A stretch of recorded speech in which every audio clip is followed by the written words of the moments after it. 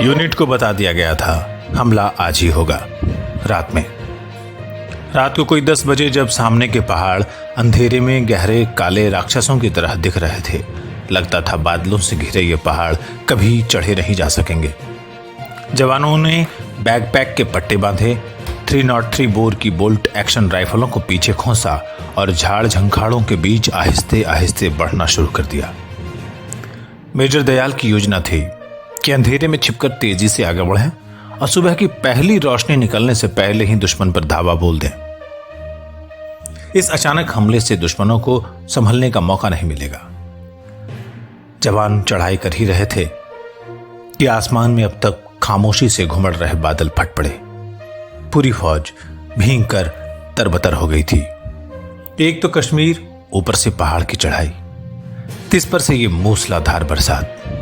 भीगे फौजियों के दांत किटकिटाने लगे थे। मेजर दयाल ने कैप्टन बिंद्रा से पूछा था, क्यों कैप्टन, ठंड लग रही है? कैप्टन बिंद्रा ने कुछ कहा नहीं। वो और उनके पीछे सारे जवान फिसलन भरी जमीन पर पैर जमा जमा कर चलते रहे। अचानक मेजर दयाल को कुछ याद आया। वो दाह वाला पैराट्रूपर कहाँ है? थोड़ी देर में वही सिख पैराट्रूपर जिसने दाह से एक सिविलियन को मार डाला था सामने खड़ा था। लाखा सिंह नाम के उस जवान ने आते ही कड़क सलामी बजाई। मेजर ने आदेश दिया, इससे सारे हथियार ले लो। जी जनाब। कैप्टन बिंद्रा को कुछ समझ में नहीं आया। हाँ, इसके पास सिर्फ दाह छोड़ दो। जवान, तुम आज की पूरी लड़ाई बिना हथियारों के सिर्फ दाह से लड़ोगे, मंजूर है? साहब जी ने कह दिया तो करेंगे। लाखा सिंह की आवाज में मुस्तैदी थी। लाखा सिंह की पीठ पर पिट्ठू लाद दिए गए और हथियार वापस ले लिए गए।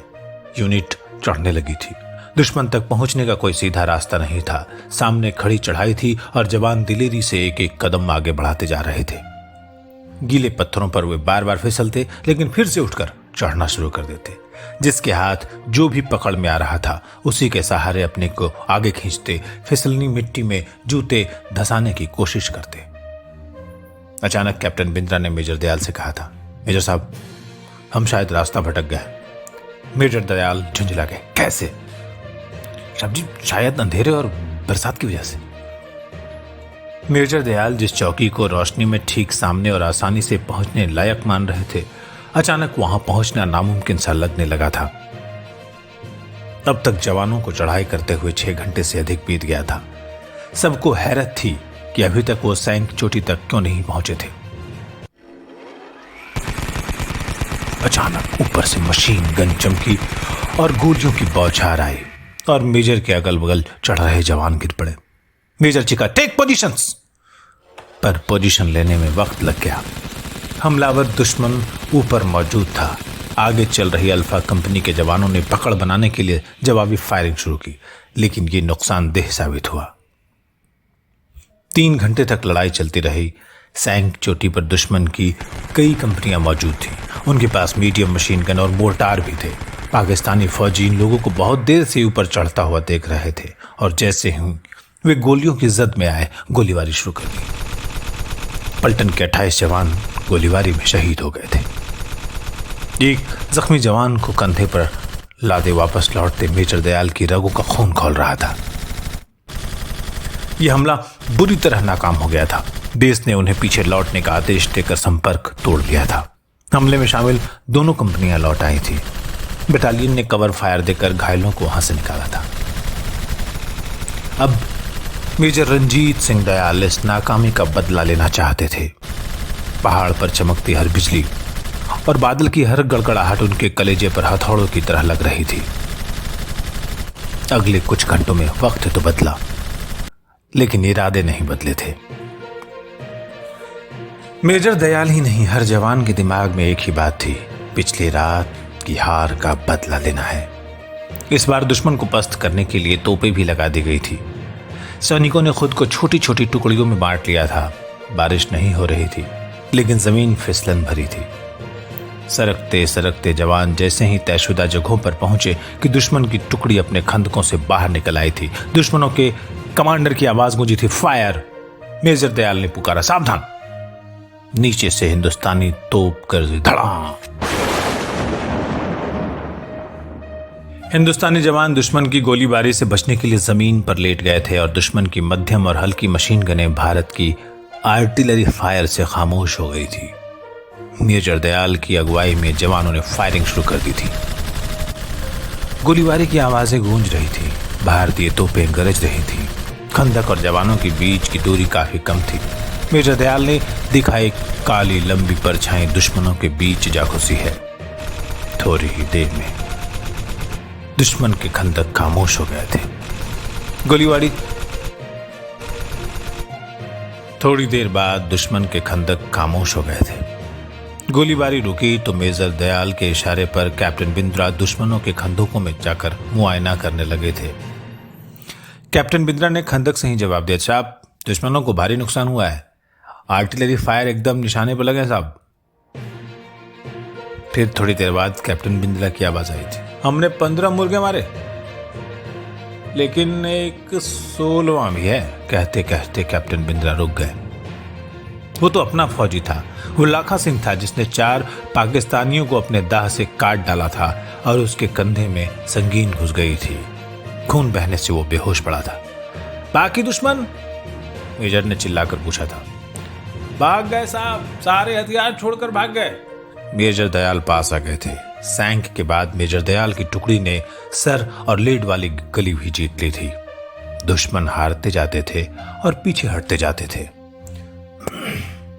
मेजर दयाल हंस पड़े थे। ये पाकिस्तानी भी अजीब हैं, जब तक जीत रहे हो तब तक गजब कर लेते हैं, लेकिन जब हारने लगते हैं तो मैदान छोड़कर भाग निकलते हैं।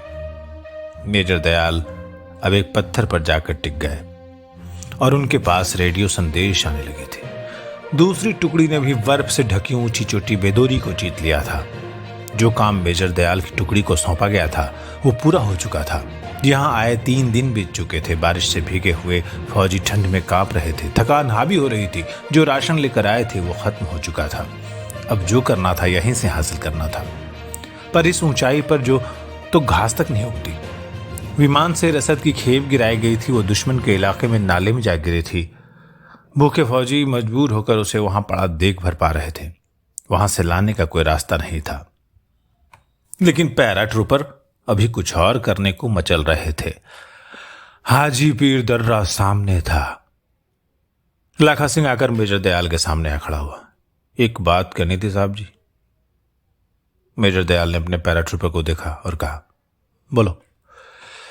साहब सैंक पर हमने कब्जा तो कर लिया, लेकिन पहली बार में हमें जो नुकसान हुआ था हुआ था तो साहब हाजी पीर पर कब्जा करना ही इस ऑपरेशन का मकसद है। हम सैंक का बदला लेंगे साहब, ऑर्डर दे दो। लाखा सिंह मिन्नत कर रहा था। मेजर दयाल कुछ सोचने लग गए थे। उन्होंने दूरबीन से देखा तो हाजी पीर दर्रे पर कोई हरकत नजर नहीं आ रही थी। कैप्टन जिंदा ने सुझाया, सर हम 10,000 फीट की हाइट पर है अभी। अगर हम नीचे जाकर हैदराबादी नाला पार करें और फिर ऊपर की ओर चलें तो हाजी पीर पहुंच सकते हैं। वो 600 फीट की ऊंचाई पर है, 8600। मेजर दयाल अपने जवानों के आत्मविश्वास को जानते थे। कैप्टन कहते तो तुम ठीक हो, हमें हाजी पीर पर चढ़ाई कर देना चाहिए। उनका खुद का मन भी यही कहता था। मेजर दयाल ने वायरलेस पर कमांडिंग अफसर लेफ्टिनेंट कर्नल प्रभुजिंदर सिंह से बात की। सर मेरे ट्रूपर्स पूरी तरह तैयार हैं, आपकी अनुमति हो तो हम हाजी पीर तक पहुंच सकते हैं। ओवर। लेफ्टिनेंट कर्नल ने कहा, major just wait, I need to ask seniors. Over. अब कोई 2 घंटे के बाद लेफ्टिनेंट कर्नल का मैसेज आया था, major Dayal, general Zoru Bakhshi agreed, you can forward now. Over. इसका मतलब था कि मेजर दयाल को अनुमति मिल गई थी। 27 अगस्त 1965 को दोपहर 2 बजे हमले का आदेश था। जो काम पहले एक पूरी ब्रिगेड को करना था वो सिर्फ एक कंपनी के जिम्मे आ गया था। अल्फा कंपनी के बहुत सारे जवान सैंक के हमले में शहीद हो चुके थे। ऐसे में इस चढ़ाई में डेल्टा कंपनी का एक दस्ता साथ था। चढ़ाई शुरू हुई और जवान आगे बढ़ते रहे। आगे चल रही 20 जवानों की टुकड़ी इस चौंकाने वाली खबर के साथ लौटी कि हाजी पीर से कोई 1.5 किलोमीटर बगल में पाकिस्तानियों ने दर्रे की सुरक्षा के लिए टुकड़ियां इकट्ठी कर ली हैं। अगली चोटी पर खाकी वर्दी में 35 पाकिस्तानी सैनिक भी दिख रहे थे। उनमें से कुछ ने हेलमेट पहन रखे थे और कुछ खंदकें खोद रहे थे। मेजर दयाल की आंखें सोच में सिकुड़ गईं। अगर हमने फौरन कुछ नहीं किया तो वे हम पर हमला करेंगे। क्योंकि वे ऊंचाई पर हैं तो फायदा भी उन्हें ही होगा। टुकड़ी के पास थके हुए जवान थे। रेडियो की बैटरी खत्म हो चुकी थी। बेस से बात करने का कोई तरीका नहीं बचा था। लेकिन कभी कभी कुदरत साथ देती है। बारिश तेज हो गई थी और बादल काफी नीचे आकर सफेद चादर की तरफ फैल गए थे। इसका मतलब था कि ऊंचाई पर बैठे पाकिस्तानी अब हिंदुस्तानी टुकड़ी को नहीं देख पाएंगे। सैंक के हमले के समय जिस बारिश की वजह से नाकामी झेलनी पड़ी थी, आज उसी बारिश से मदद मिलने वाली थी। आगे झपटकर हमला करने या वहीं से वापस लौट जाने के लिए मेजर दयाल के पास कुछ क्षण ही बचे थे। मेजर दयाल ने आगे बढ़कर शेर की तरह झपट्टा मारने का फैसला कर लिया। पहाड़ खामोश थे, घाटियों में चुप्पी थी, हवा के सिवा कोई और आवाज सुनाई नहीं दे रही थी कि तभी हिमालय के इस वादी में गूंज उठा था अहीर युद्धनाद किशन महाराज की जय।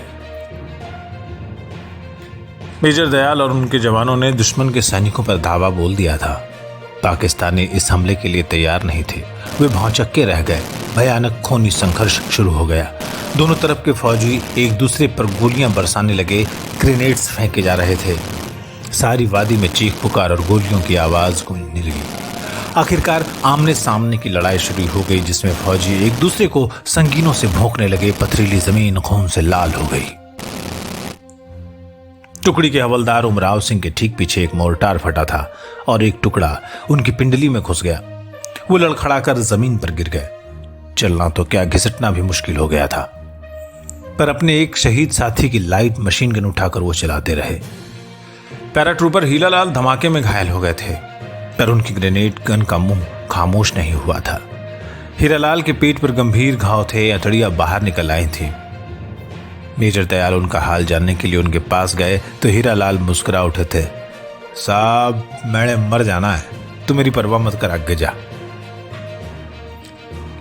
और इसके बाद शायद हीरालाल ने आखिरी ग्रेनेड दागा और हमेशा के लिए आंखें मूंद ली थी। मेजर दयाल घूम घूम कर अपने फौजियों की हिम्मत अफजाई करते जा रहे थे और वो हवलदार उमराव सिंह के पास पहुंचकर उनसे कुछ कह ही रहे थे कि किसी मशीन गन से निकली गोलियां उनके स्टेन गन के कवच से टकराईं और उनकी डेनिसन स्मॉक में जा घुसी। उमराव सिंह को लगा कुछ तो बुरा हुआ है, पर कुछ हुआ नहीं था। दिन भर में लड़ाई कभी धीमी पड़ जाती, कभी एकदम से जोर पकड़ लेती। बहुत सारे सैनिक शहीद हो गए थे, पर पाकिस्तानी जितना जोर लगाते उनको उतनी ही ताकत से मुंहतोड़ जवाब मिलता था। थोड़ी देर बाद पाकिस्तानी बंकरों से गोलियों की आवाज आनी बंद हो गई थी। सारे पाकिस्तानी फौजी या तो ढेर हो गए थे या फिर भाग निकले थे। बहुत एहतियात से बाहर निकलकर भारतीय जवानों ने देखा हाजी पीर दर्रा अब उनका था। दर्रे पर तेज हवा और बूंदाबांदी के बीच तिरंगा शान से लहराने के बाद मेजर रंजीत सिंह दयाल ने वायरलेस सेट पर सीधे बेस से संपर्क किया था। चमकदारा, this is major Dayal from Hajipir sir. Operation Bakhshi accomplished, over. ये कहानी आप सुन रहे थे मंजीत ठाकुर से। आजादी के अमृत महोत्सव पर हम याद कर रहे हैं देश के उन सितारों को जिनकी वजह से देश आज आगे बढ़ रहा है। नमस्कार।